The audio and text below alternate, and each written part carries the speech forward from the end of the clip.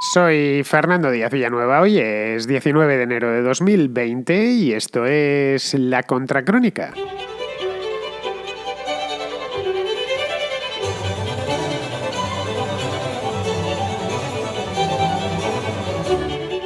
Bienvenidos a La Contrarréplica, el espacio del oyente, y del oyente además de manera literal, porque hoy más que hablar de un tema hablamos de muchos y de los temas exactamente que los oyentes quieren que se hable. Y os proponen un tema, ya sea mediante una pregunta, que es lo habitual, a veces mediante una reflexión, y en ocasiones incluso se ponen a discutir entre ellos, no en directo, sino en diferido, porque este programa, como bien sabemos, es un programa en diferido, es un podcast, o se distribuye a través de podcast y va empaquetado. Estaría bien que fuese en directo, el problema es que me da la impresión de que si nos pusiésemos todos a discutir aquí en directo trataríamos solo un tema, el primero de ellos, y a partir de ahí se nos iría la media hora que dura este programa. Así que creo que mejor que lo dejemos así, que vayan pasando de manera tranquila y civilizada. Pensado una cosa, antiguamente, antes de que existiese esto de internet y el correo electrónico y todas estas cosas, la gente se comunicaba, bueno, y antes del teléfono, por carta. Entonces uno enviaba una carta y a la vuelta de 3 meses, dependiendo de dónde la enviase, claro, si la enviaba, pues que se iba a Santiago de Chile, tardaba eso, 3 meses en ir y volver, pues recibían la respuesta y de nuevo enviaba otra. Estas cosas, como no nos ha tocado vivirlas, pues no podemos recordarlas, pero existían así. Esto viene a ser algo parecido, se envía con una nota dentro de una botella y a la vuelta de unas semanas o unos meses pues tenéis la respuesta.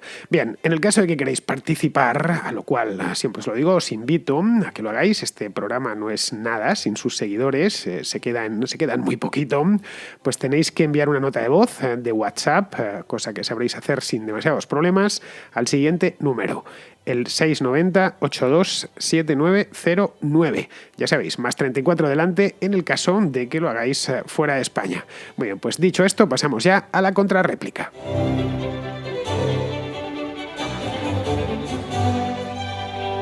Empezamos la contrarréplica de hoy con Mario, que tiene una duda sobre el Consejo Europeo. Te envío el audio a colación de tu última contrarréplica, en la cual has hecho un análisis por encima de las instituciones de la Unión Europea. Y claro, me ha surgido una duda y por eso precisamente pues me pongo en contacto contigo. Y es que has dicho que el Consejo, digamos que ostentaba de alguna manera una de las ramas del Poder Ejecutivo.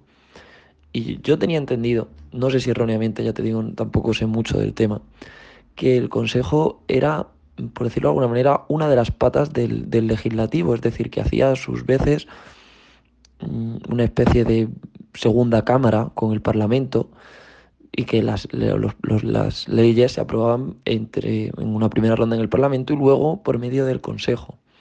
Y además tenía entendido que esta especie de bicameralismo, que no se puede llamar como tal porque la estructura política de la Unión no es asimilable a ninguna otra, se debía precisamente, digamos, al vacío de soberanía que había dentro de la Unión Europea. Es decir, la Constitución, por ejemplo, establece que la soberanía de la nación española la tiene el pueblo español. Y al no estar esto claro dentro de la Unión Europea, pues se establecieron dos poderes legislativos, por decirlo así. Uno que representaba la soberanía de los ciudadanos en sí y otro que representaría una segunda soberanía, que sería la soberanía de cada Estado. Y por eso se compuso de esa manera. Esa es la idea que yo tenía, pero tampoco soy un experto en el tema. Puedo estar equivocado y puede que tengas tu razón y sea parte del Ejecutivo. En cualquier caso, pues si pudieras aclararlo, si viene bien, pues me harías ese favor. Muchas gracias, un saludo y enhorabuena por el programa de nuevo, que está estupendo. El Consejo Europeo es en origen la reunión de los jefes de Estado, bueno, de jefes de Estado de gobierno. Los jefes de Estado en algunos países, bueno, en Francia concretamente, que es el único país europeo donde el jefe de Estado tiene poderes ejecutivos, el resto son jefes de gobierno, ya se vengan de monarquías, como el caso de España, o Holanda, o Bélgica, o Suecia, o de repúblicas parlamentarias. En Alemania el jefe de Estado no tiene mucho poder, por no decir que no tiene nada, o en Italia, por ejemplo, el presidente de la República, quiero decir. Entonces llega el canciller o el primer ministro. Bien, es una reunión de los jefes de gobierno europeos, es decir, una prolongación del poder ejecutivo de los diferentes estados. Al principio estas reuniones del Consejo eran un hecho consumado. los jefes de gobierno pues se reunían cada 6 meses cuando cambiaba la presidencia rotativa y se conformaba el Consejo. Ya está. Uno de ellos tenía la presidencia del Consejo, que era rotatoria, y fuera. Se hacían fotografías, acuérdate, no sé si tienes la edad suficiente. Yo lo recuerdo de niño, aquellas fotos fotos y lo daban por televisión. Esas fotos de familia de los años 80 en las que se aparecía Felipe González con François Mitterrand o Helmut Kohl, Margaret Thatcher, todos los líderes europeos de aquella época. En aquel entonces eran muchos menos. Las fotos de familia aparecían solo 12, ahora tienen que aparecer 28. Bien, pues todo esto en el 92, como la Unión Europea tenía previsto, después de la unificación alemana, tenía previsto expandirse, cosa que empezó a hacer a partir ya de los años 90, empezó a incorporar nuevos países como Austria, como Finlandia, toda Escandinavia, luego posteriormente pasó a los del este de Europa, los antiguos países comunistas, pues se vio obligado a reformar un poquito esto del Consejo, es decir, a formalizarlo. Y es cuando le dieron, en el Tratado de Maastricht, en el 92, le dieron naturaleza propia. En principio, la presidencia del Consejo era rotatoria, como te he dicho, era el que le tocaba en aquel momento, hasta que decidieron, esto fue muy posteriormente, ya en el Tratado de Lisboa. Esto fue en 2007 el Tratado de Lisboa, pero no entró en vigor hasta un par de años más tarde, hasta el año 2009. Bien, pues a partir de ahí decidieron que iba a haber un presidente fijo, que tuviese su propia sede, que es un edificio, por cierto, muy característico de Bruselas, lo llaman el Huevo, porque dentro parece un huevo, es un edificio muy bonito, es de los más modernos que hay en el barrio europeo de Bruselas, y un presidente que conocemos todos, que sale mucho en la prensa, etcétera. No al nivel del presidente de la Comisión, pero casi. Bien, este presidente lo eligen los propios miembros del Consejo, es decir, los miembros natos, que son los jefes de gobierno. El primero en ser elegido, esto sí que lo recordarás porque no es muy lejano, son solo 10 años, fue Herman Van Rompuy, que era este político belga, que había sido primer ministro y que era un tipo, pues al menos en los ambientillos europeos, muy conocido. Ahora es Charles Michel desde hace muy poquito tiempo y entre medias pues estuvo Donald Tusk. Lo recordaremos, salía mucho por televisión. Bien, no hay que confundir el Consejo Europeo, que es de lo que estoy hablando y lo que me preguntas tú, con el Consejo de la Unión Europea, que es otro órgano distinto. Esa es la reunión de los ministros, no de los jefes de Estado o jefes de gobierno. De ahí que al Consejo de la Unión Europea se le conozca como Consejo de Ministros. Es decir, resumiendo, que el Poder Ejecutivo en la Unión Europea está dividido en 3 órganos, no en uno. La Comisión por un lado, el Consejo Europeo por otro, este del que hemos hablado ahora, y por último el Consejo de Ministros o el Consejo de la Unión Europea. Y luego solo un órgano legislativo, que es el Parlamento Europeo, que tiene 2 sedes, una en Bruselas y la otra en Estrasburgo. Es complicado porque la Unión Europea es una confederación, es decir, sus miembros son soberanos, plenamente soberanos, y lo que hacen de manera voluntaria es transferir parte de su soberanía.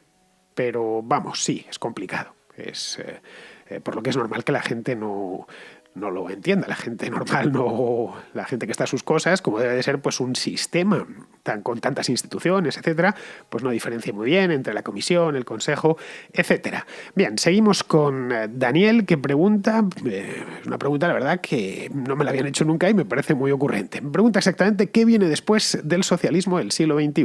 Después del fracaso del socialismo del siglo XX y del socialismo del siglo XXI, ¿qué viene a continuación? ¿El socialismo del siglo XXII, el socialismo 3, el día del juicio final o el socialismo resurrección? Pues no sé, Daniel. Supongo que inventarán algo. Ahora están con lo de ecosocialismo. Supongo que lo habrás escuchado por ahí. Ecosocialismo para arriba, para abajo. No solo en España, en prácticamente todos los países hay algún nuevo partido que se hace llamar ecosocialista. Como la palabra suena bien, pues los socialistas de toda la vida, muchas veces partidos que están más a la izquierda todavía, utilizan eso del ecosocialismo a sabiendas de que el prefijo eco dulcifica todo lo que viene detrás. Esto lo habrás visto en muchos productos del día a día. Le colocan lo de eco y el lector desprevenido pues ya automáticamente lo interpreta como algo bueno. Bueno, es que es eco, claro. Eco, curiosamente, lo interpretan por la parte de la ecología y no de la economía, cuando eco puede ser también economía. De hecho, significa lo mismo. Oikos, que es casa en griego, ¿no? Economía y ecología son muy parecidos. De hecho, yo soy un ecologista económico. Creo que la ecología, si no pasa por la economía, no pasa por ningún otro lado.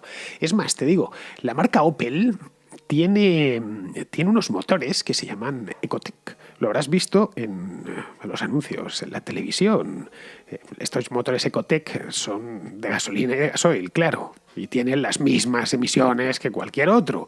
Pero con lo de eco delante, Claro, parece que echan agua de rosas por el tubo de escape y además se encargan en la publicidad de sacar a sus automóviles circulando por una carretera desierta, detrás un prado con flores, unas montañas nevadas detrás, como diciendo, no veis si es eco, no contamina absolutamente nada. Pero bueno, es la publicidad. Claro, te he puesto porque es el primero que me ha venido a la cabeza, pues son muy machacones los de Opel con lo de Ecotec, pero hay muchísimos productos.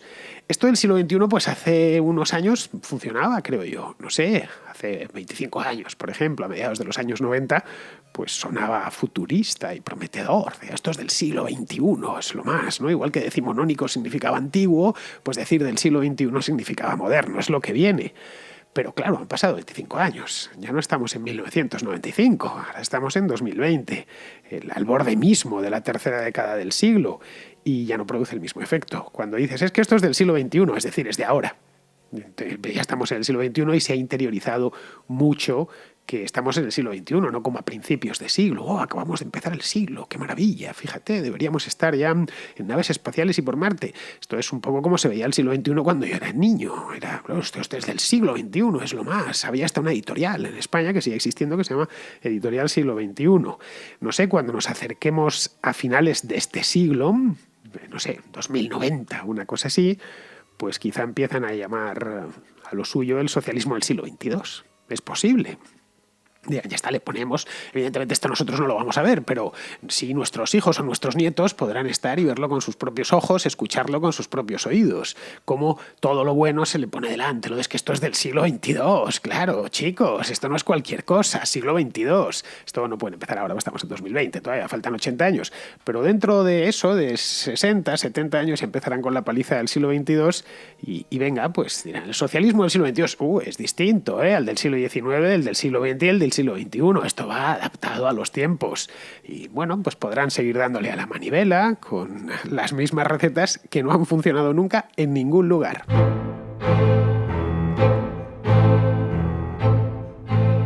Seguimos con Rigo de Cuba, que tiene una cuestión pues sobre eso mismo, sobre la misma Cuba. Bueno, primero que nada me gustaría agradecerte, Fernando, por apoyar la causa de la libertad de todos los cubanos. He visto algunas de tus conferencias y me han parecido excelentes todas. Ahora, me gustaría preguntarte ahora que el tema de Venezuela está tan presente en la palestra pública y estamos viendo que la gran mayoría de los países democráticos apoya al presidente legítimo Juan Guaidó. En tu opinión, ¿por qué crees que durante 60 años muchos de los gobiernos de países supuestamente democráticos han estado mirando hacia otro lado para no ver los atropellos y las injusticias que se han cometido por parte de la dictadura castrista, tapándose los ojos para no ver los presos políticos, los fusilamientos en masa, los éxodos masivos por toda América Latina? Bueno, y en balsas también en el estrecho de la Florida.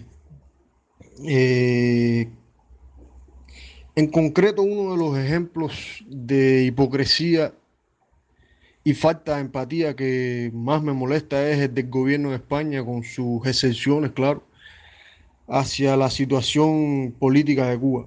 Creo yo que más que cualquier otro país del mundo, España es un país hermano, no solo por lengua, sino por sangre y cultura. Todos sabemos que más de un 80% de la población cubana es descendiente de español. Me parece a mí que España, en cuanto a algunos temas que se refieren a América Latina, debería tener un poco más de convicción a la hora de hablar, pero bueno, mi más profundo cariño hacia todos los hermanos de España. Sabiendo que la dictadura de mi país es la cabeza de la serpiente de todos los males que padece América Latina, puesto que ya sabemos que ha financiado guerrillas marxistas y ha entrenado también estos grupos de terroristas.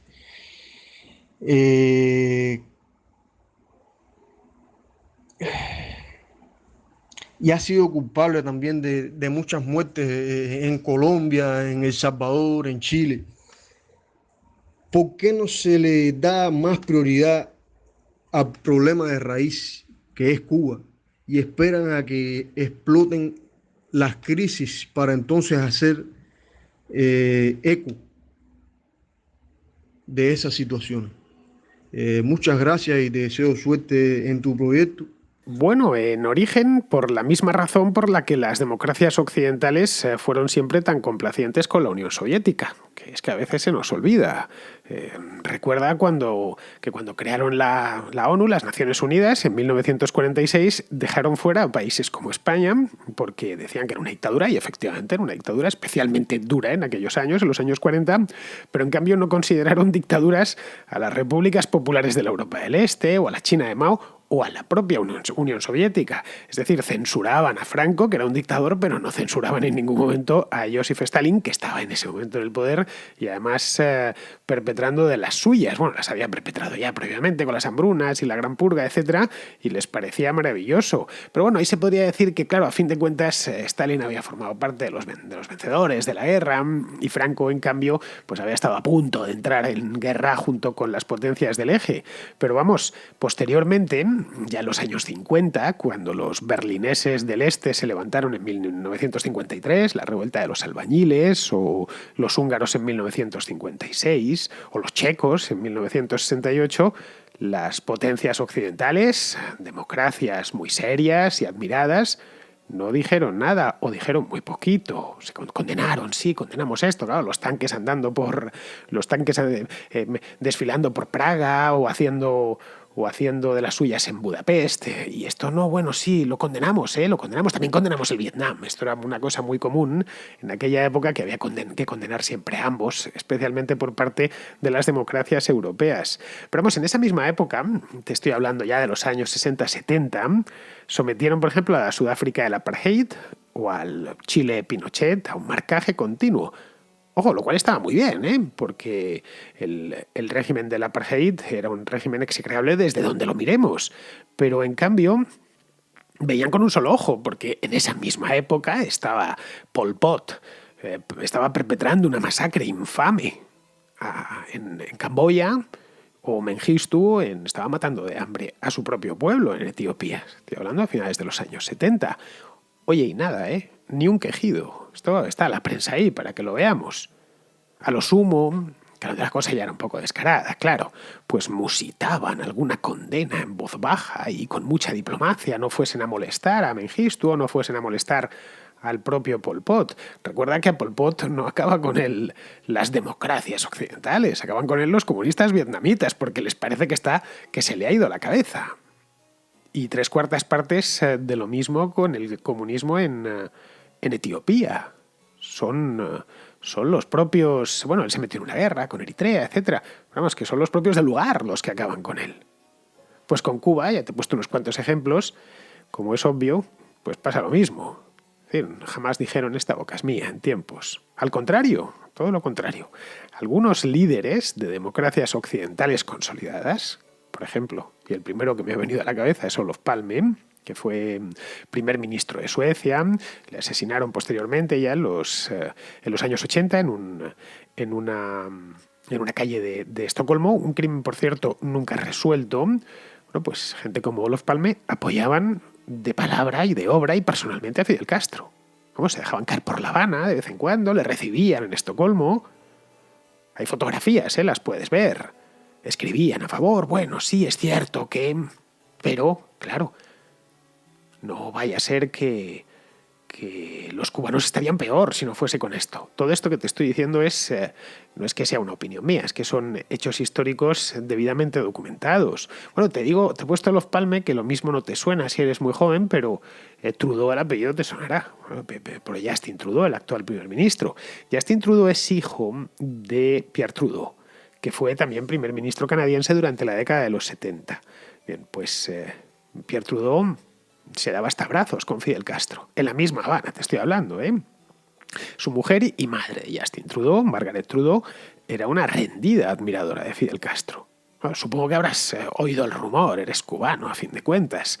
Lo habrás oído, en Canadá se lo sacan cada 2 por 3 a Justin Trudeau. El rumor de que Justin Trudeau no es hijo de su padre, es decir, de Pierre Trudeau, sino de Fidel Castro. Yo llego a ver algunas cosas algunas memes que hacen por ahí en Canadá que sacan las dos caras, ¿no? O sea, sale Justin Trudeau con un bigotito de tal y al lado una imagen de Fidel Castro de los años 40. Les han medido la cara. Bueno, una cosa extraordinaria. Para apoyar la tesis, estos tipos, evidentemente es pura conspiranoia, como te puedes imaginar, pues dicen que Margaret, la madre de Justin Trudeau, era una mujer muy, muy guapa y 30 años más joven que Pierre, que su marido, y eso evidentemente pues alimenta el rumor.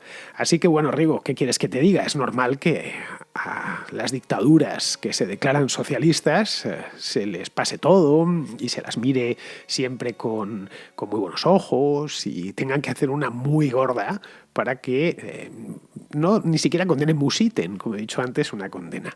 Lo raro, y esto sí que es extraño, es que se hayan plantado de esta manera con Maduro. Esto ha sido lo raro. Probablemente porque la información hoy circula mucho más rápido y hay ciertas cosas que no se pueden ocultar, cosa que en los años 50 o en los años 60 era mucho más sencillo. Bien, vamos ahora con David, que nos habla de la inmigración en Noruega con respecto a Suecia, este es un tema que se trató aquí hace un tiempo, un comentario que dejó un oyente hace unas cuantas contrarréplicas que hablaba, creo que era comparándolo. Bien, pues David nos lo cuenta en primera persona. Meter en el mismo saco a Suecia y a Noruega es un gran error, porque en Noruega no existe el mismo problema de segregación que existe en Suecia.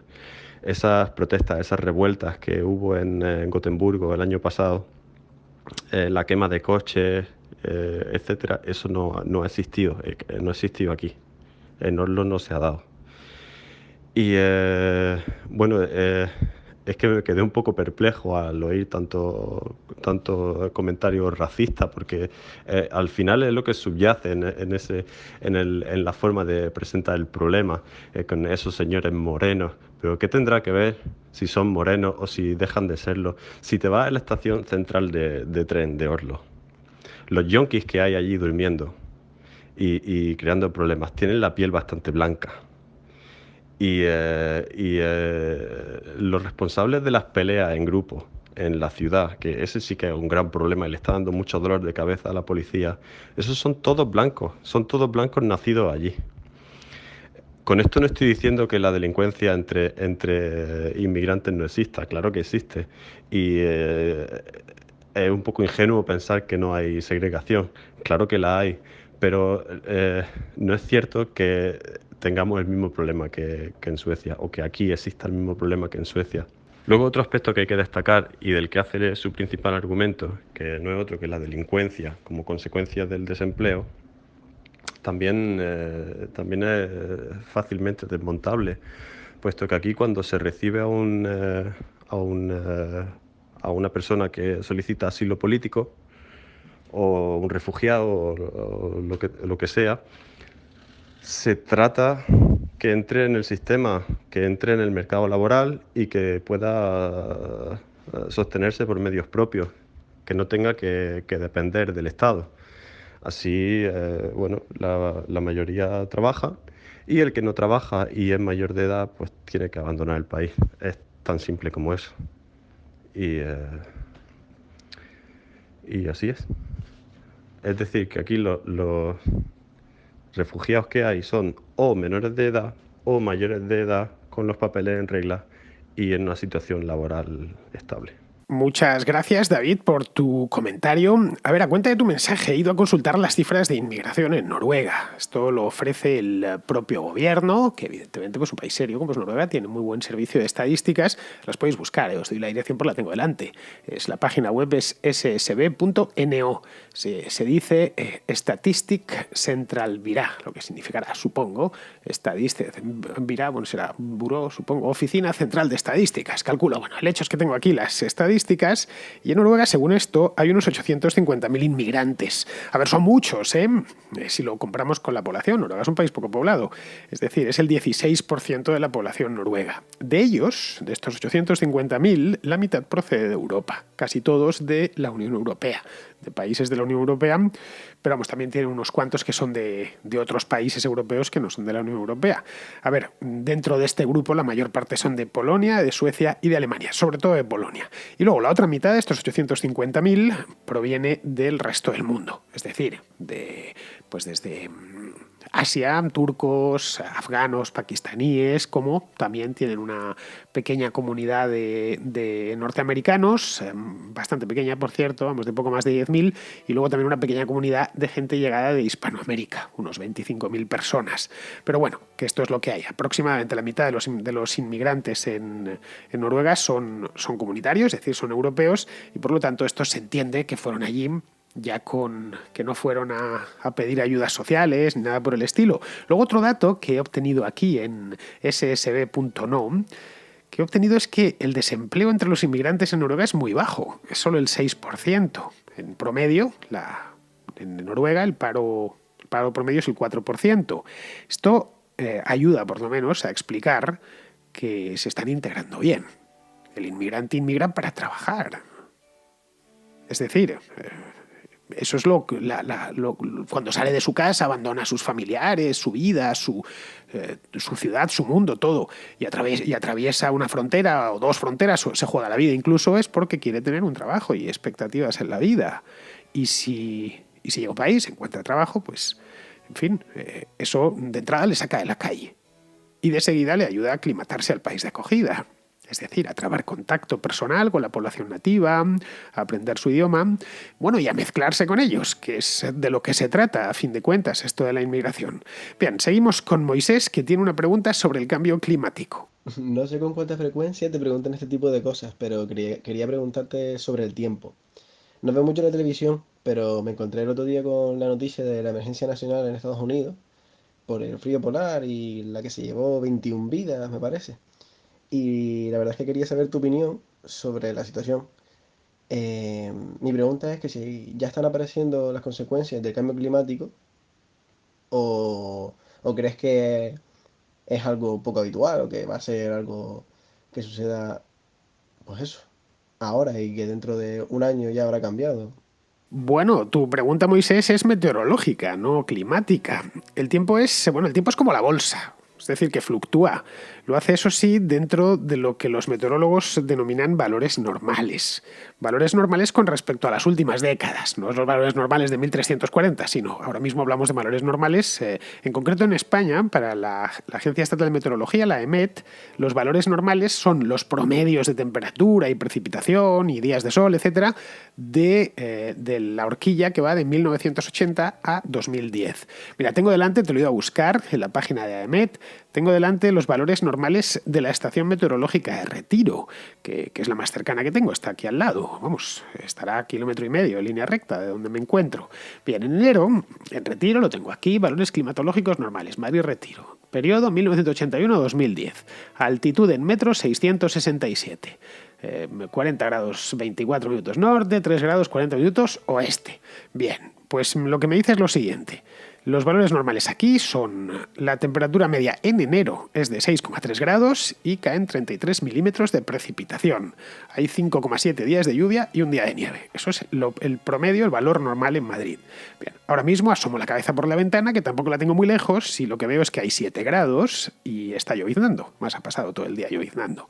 Es decir, que hoy, ayer, mejor dicho, día 18 de enero, pues fue un día normal de enero en el centro de Madrid. Podría suceder que hubiese entrado, no sé, un siberiano de esos que se cuelan todos los inviernos y en lugar de 7 grados ahí fuera, pues tuviésemos 3 bajo cero. Podría suceder. O que una masa de aire cálida desde el sur pues hubiese irrumpido en la península ibérica y estuviésemos a 13 grados ahora mismo. Un día, si no primaveral, pues casi, ¿no? Pero serían excepciones. A ver, no se debe confundir nunca meteorología con climatología. Son dos disciplinas distintas que pertenecen a ramas distintas del saber. La meteorología estudia la física de la atmósfera y por lo tanto el estado del tiempo. La meteorología forma parte de la física y la climatología es una rama de la geografía. Y estudia el clima, como dice el nombre. Pero claro, para eso hace falta tiempo para estudiar el clima. Es decir, no una ola de calor o una ola de frío no te van a decir nada sobre el clima, lo que te he dicho antes, que si hoy hubiera pasado por aquí un tren siberiano de esos, diría, bueno, Madrid tiene el clima de Vladivostok. No, lo ha tenido hoy. Pero no es lo normal. Lo normal es que Madrid haga un día como el que está haciendo, es decir, pues unos 6, 7 grados, un poquillo de lluvia, un día así un poco desapacible, día normal de enero. Así que eso es importante. Lo que pasa es que políticamente se utiliza, claro, sobre todo ahora que el clima se ha convertido en un campo de batalla político. En el momento en que hace mucho calor en verano, pues vienen unos diciendo, no veis, se está calentando el clima. Y en el momento en el que vienen unos días en invierno con mucho frío, pues los del otro lado, veis, no es cierto, hace más frío que nunca. Que es lo que pasa pues todos los inviernos tanto en Estados Unidos como Europa, que hay efectivamente una semana especialmente fría y los veranos hay una semana especialmente calurosa. Para que esto se pase al campo de la climatología necesitamos tendencias, pero tendencias en largos lapsos de tiempo. No vale un año ni 2. Estamos hablando de, iba a decirte décadas, ¿no? Me atrevería a decir incluso siglos. Bien, pues ya vamos a terminar. Terminamos con Álvaro, que tiene una pregunta sobre la homosexualidad. Buenos días, Fernando. Te quiero hacer una pregunta desde la más sincera curiosidad. No sé si es posible que puedas responderla o si solo simplemente te atreverás a intentarlo. ¿Sabes cuál es la razón científica de que alguien sea homosexual? ¿Hay algún medio, alguien que haya podido hacer algún estudio sobre cuál es la razón científica de que alguien sea o no lo sea? Porque a lo mejor la explicación también tiene que ser también para los heterosexuales de que alguien sea o no homosexual o heterosexual. Es psicológica, es algo hormonal, yo qué sé, circunstancial, o es algo hereditario, o es algo, pues habrá alguna razón, no sé, la que sea, alguna explicación científica, o cada caso es un mundo y debe ser estudiado de una manera diferente, o no hay una razón científica.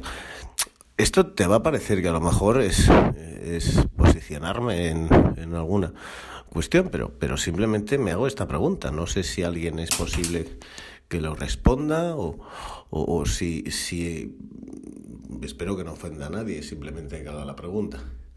Solo querría que intentaras respondérmela, porque nadie es capaz de ni siquiera intentarlo. En cada caso hablando con amigos, hablando con la gente, mirando en internet, no encuentro una razón en la que la gente le ponga una explicación. Perdona que no sé si a lo mejor no eres capaz de decirme algo o es un tema tan polémico que no eres capaz de atreverte a ponerlo. Perdona, gracias. Pues mira, Álvaro, lo desconozco. A ver, teorías habrá, claro, pero este es un tema que nunca me interesó mucho y por lo tanto pues no le he dedicado tiempo a su estudio. Hay muchas cosas en el mundo y al final, ya sabes, focalizas tu atención solo en unas cuantas, ¿no? Y este tema nunca me llamó la atención. A ver, por lo que tengo visto, y los homosexuales que conozco, que son unos cuantos, lógicamente, pues parece que es algo de nacimiento. Esta es una pregunta, la primera vez que tienes amistad con un homosexual suficiente, pues le preguntas si lo suyo es de nacimiento o adquirido. Es la primera pregunta que haces con 19 años o con 18 años, cuando bajas un poco más en profundidad. Y en todos los casos me decía lo mismo, no, esto es de nacimiento. Es decir, que los homosexuales nacen, no se hacen. Y como es algo de nacimiento, pues no se puede convertir a un homosexual en heterosexual o a un heterosexual en homosexual. Quedaría entre medias el tema de la bisexualidad, es decir, personas que se sienten atraídas por ambos sexos, que supongo que será algo también de nacimiento. Te digo supongo porque no es algo que tenga estudiado. En todos los casos, las inclinaciones sexuales pertenecen a la esfera de lo personal. Es decir, que nadie es quien para decirnos si nos tiene que atraer el sexo opuesto, el propio o ambos. Por desgracia, eso ha sido lo normal, y lo sigue siendo en muchos países del mundo. La afición predilecta de los moralistas ha sido siempre pues, la de meterse en la alcoba de los demás y decirles lo que tienen que hacer y con quién tienen que hacerlo. Muy bien, queridos amigos, pues con esto damos por concluida ya la contrarréplica de hoy. Ya sabéis, yo os emplazo a que regreséis por aquí mañana, que será lunes, y os lo anticipo ya. Hay un programa muy interesante y con invitado. Hasta mañana, amigos.